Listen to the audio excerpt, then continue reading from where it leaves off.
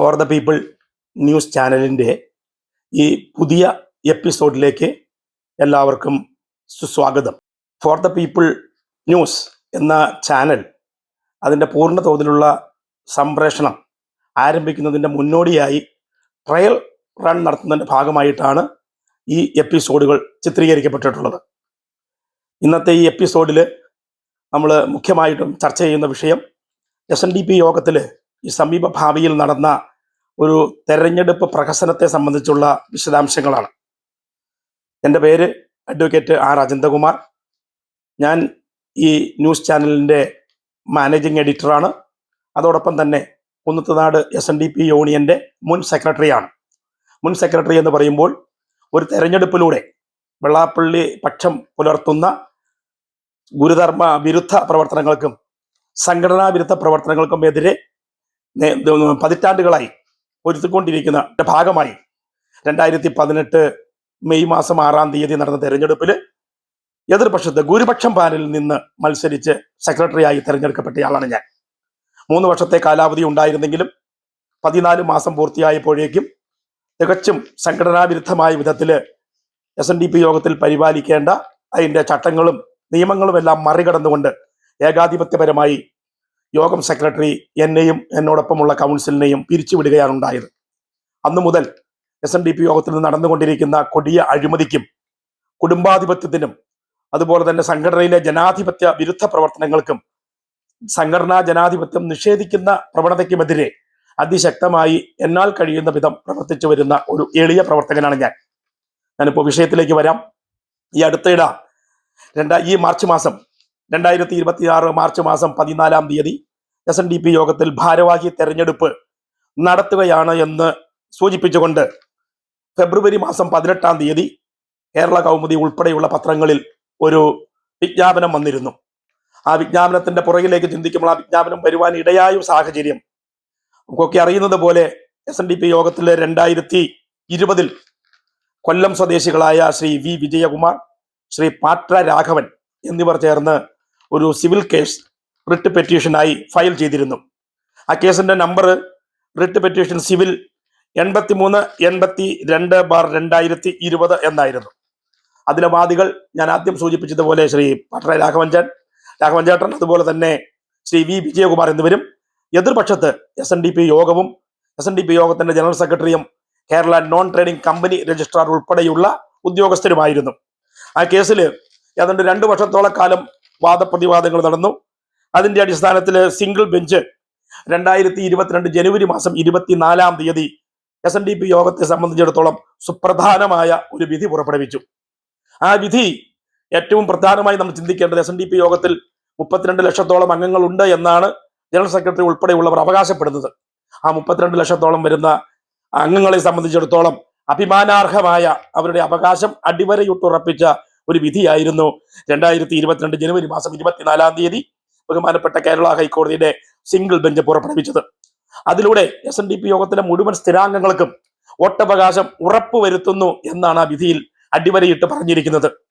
SNDP യോഗത്തിൽ എല്ലാവർക്കും വോട്ടവകാശം എന്നത് പുതിയ ഒരു സംഭവമായിരുന്നില്ല. ചരിത്രം അറിയുന്നവർക്കൊക്കെ അറിയാം, 1974 മുൻപ് SNDP യോഗത്തിൽ എല്ലാവർക്കും വോട്ടവകാശം ഉണ്ടായിരുന്നു. 1970 അന്നത്തെ SNDP യോഗത്തിന്റെ ജനറൽ സെക്രട്ടറി ആയിരുന്ന പ്രൊഫസർ PS വേലായുധൻ അവർ കേന്ദ്ര കമ്പനികാര്യ വകുപ്പിനും കമ്പനികാര്യ വകുപ്പ് മന്ത്രി തമിഴ്നാട്ടുകാരനായ ശ്രീ C സുബ്രഹ്മണ്യത്തിനും ഒരു നിവേദനം നൽകുകയുണ്ടായി. ആ നിവേദനത്തിൽ പറഞ്ഞത് SNDP യോഗത്തിലെ അംഗസംഖ്യ ഇപ്പോൾ, അതായത് 1970 60,000 കടന്നിരിക്കുകയാണ്. ഈ 60,000 പേരെ വെച്ചുകൊണ്ട് ഒരു പൊതുയോഗവും തെരഞ്ഞെടുപ്പും നടത്തുക എന്നത് അന്നത്തെ സാഹചര്യത്തിൽ 1970 സാഹചര്യത്തിൽ അപ്രായോഗികമാണ് എന്നതുകൊണ്ട് SNDP യോഗത്തിലെ അംഗങ്ങൾ വാർഷിക പൊതുയോഗത്തിനും തെരഞ്ഞെടുപ്പിനും പ്രാതിനിധ്യ സ്വഭാവം അനുവദിച്ച് നൽകണം.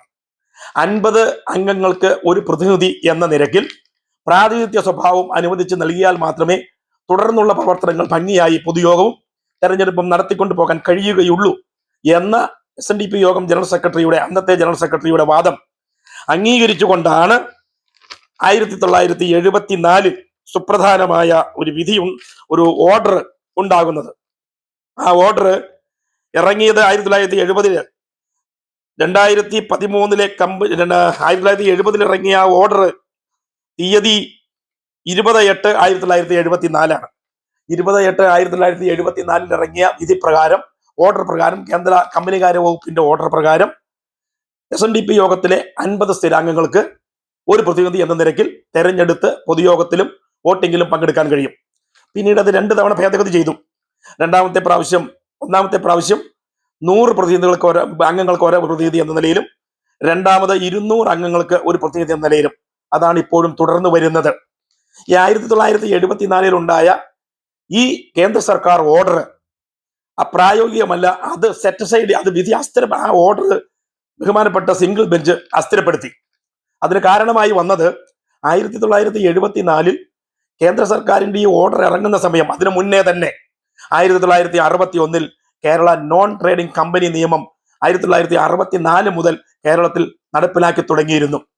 64 കേരള നോൺ ട്രേഡിംഗ് കമ്പനി നിയമം വന്ന സാഹചര്യത്തിൽ കേന്ദ്ര നിയമപ്രകാരം എക്സംഷൻ, ഇതുപോലെ പ്രാതിനിധ്യം അനുവദിച്ചുകൊണ്ടുള്ള ഉത്തരവ് നിലനിൽക്കില്ല എന്നാണ് ബഹുമാനപ്പെട്ട സിംഗിൾ ബെഞ്ച് കണ്ടെത്തിയത്.